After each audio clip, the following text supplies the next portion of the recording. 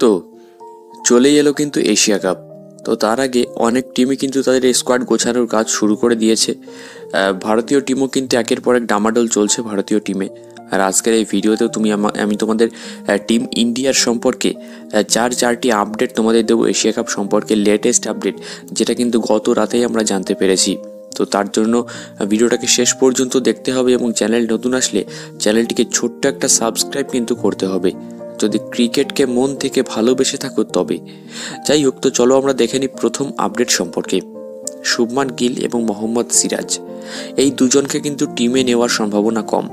মানে এরা কিন্তু এশিয়া কাপের স্কোয়াড থেকে বাদ পড়তে পারে, শুভমান গিল এবং মোহাম্মদ সিরাজ, এমনটাই কিন্তু আমরা জানতে পেরেছি। তবে আমার মতে মোহাম্মদ সিরাজকে নেওয়া অত্যন্ত জরুরি ছিল। সে কিন্তু আমাদের বুমরার পরে আমাদের প্রাইম বোলার।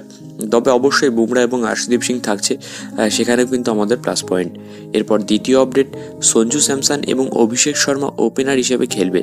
আগেও বলেছি তোমাদের টি-20 বিশ্বকাপের জন্য এই ইয়াং টিমটাকে গ্রুম করছে টিম ইন্ডিয়ার কোচ এবং সিলেক্টররা। তো সেখানে অভিষেক শর্মা এবং সঞ্জু স্যামসন এদের কিন্তু লং টার্মের জন্য ওপেনার হিসাবে দেখছে টি-20তে টিম ইন্ডিয়া। তাই আরও একবার এই দুজনে কিন্তু ওপেন করবে। এরপর নাম্বার 3, ইয়াশাসপি জয়সওয়াল ব্যাকআপ ওপেনার হিসেবে কিন্তু টিমে থাকার সম্ভাবনা বেশি। হ্যাঁ বস, এই এই স্যামসন এবং অভিষেক শর্মার মধ্যে কারো যদি কিছু হয়ে যায়, আনফর্চুনেটলি যদি কেউ ইঞ্জুরি পেয়ে যায়, তাহলে সেখানে কিন্তু খেলবে ইয়াশাসপি জয়সওয়াল। তাকে কিন্তু ব্যাকআপ ওপেনার হিসেবে টিমে নেওয়া হতে পারে। যেটা গেল 3 নম্বর এবং লাস্ট আপডেটের কথা বলতে গেলে, হর্ষিত রানা এবং প্রসিদ্ধ কৃষ্ণা এই দুজনকে টিমে নেওয়ার সম্ভাবনাটা কিন্তু প্রবল, এমনটাই কিন্তু জানতে পেরেছি। আমি জানি না হর্ষিত রানাকে কেন নিচ্ছে, সে টি-20তে ভাই প্রচুর রান দেয়, তোমরাও জানো যে প্রচুর রান দেয়, মানে প্রচুর রান দেয়।